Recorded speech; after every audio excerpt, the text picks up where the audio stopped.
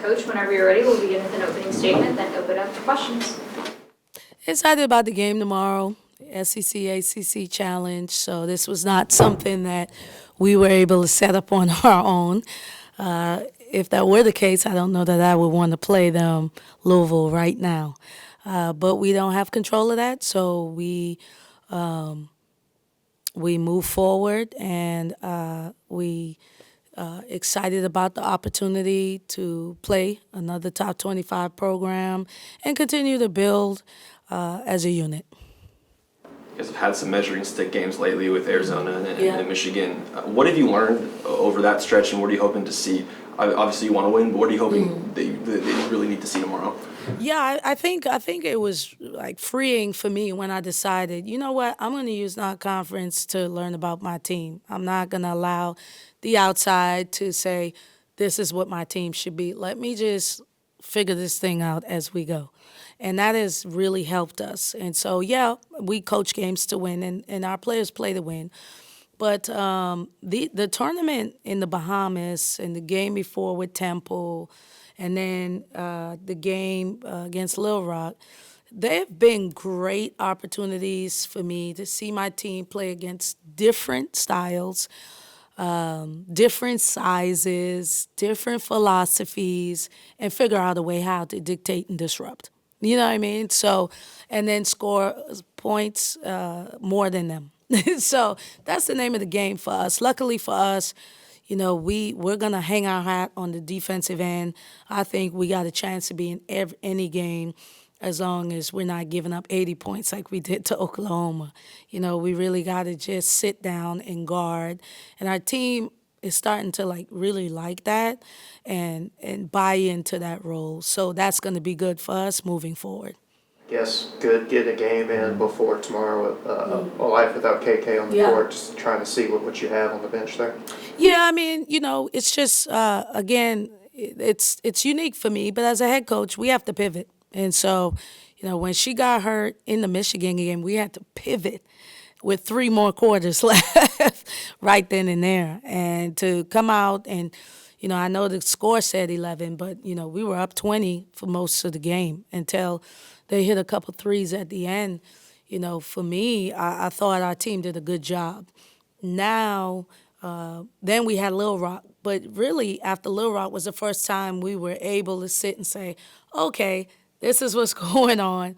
KK's not coming back. Here's how we move forward. And we hadn't been able to do that.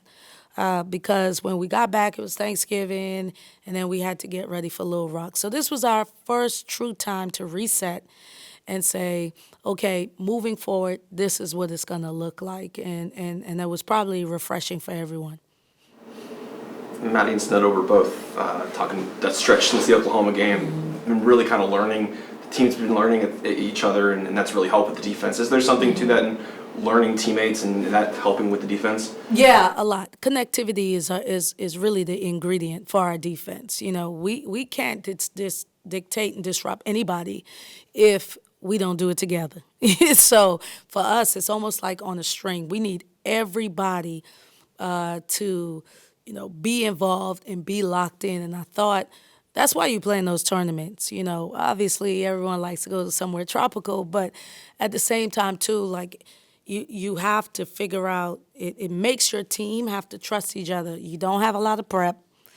You're tired, and you have to play the next day and the next day and the next day. And so we totally took advantage of that, and our team is understanding our identity, our character, and the culture and what we want to be known for, especially when we've seen it work. You know, yeah, there's no doubt we've improved on the offensive end, even with the absence of KK. But we still went to the Sweet 16 without KK, without Rich, without all of Kennedy Todd Williams. Why? Because we guarded. And so we feel like we have a chance against anybody if we can just sit down and guard for 40 minutes.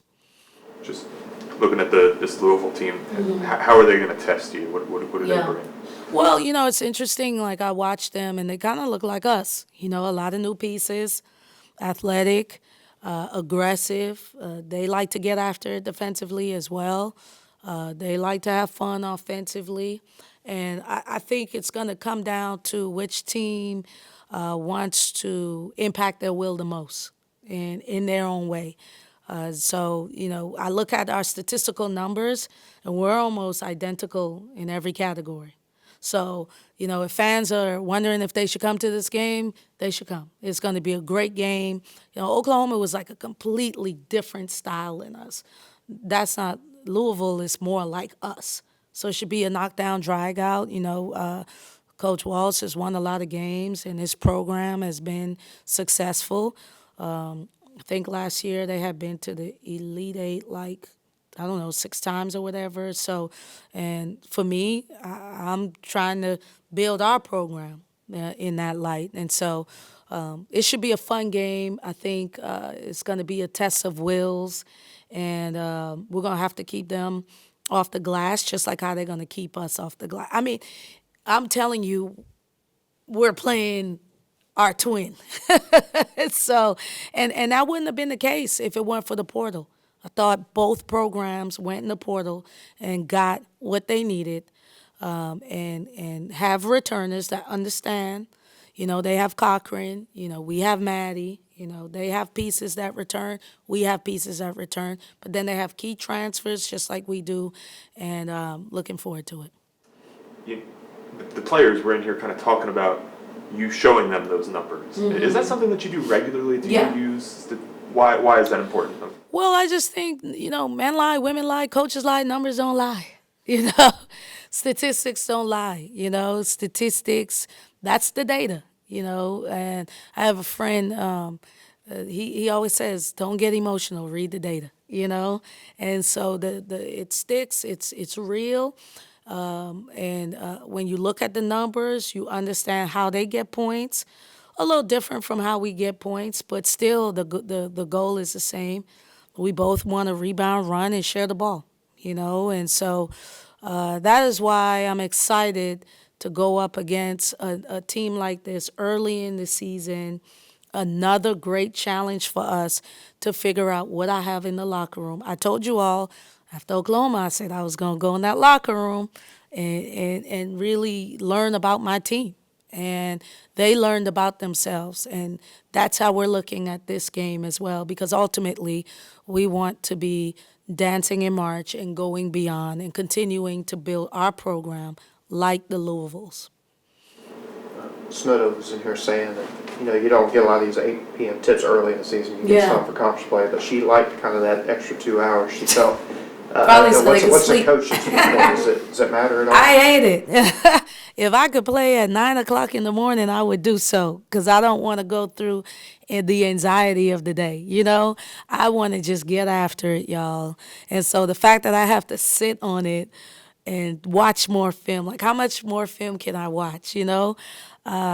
Maybe I'll get on the Peloton. Maybe I'll walk around the block. Something. I have to do something because I'm already prepared. I know what they're going to do, and it's really going to come down to us executing it. But for my players, they probably enjoy the extra 2 hours of rest. Great. Any other questions? Awesome. Thanks, Thank Emily. you. Thank you.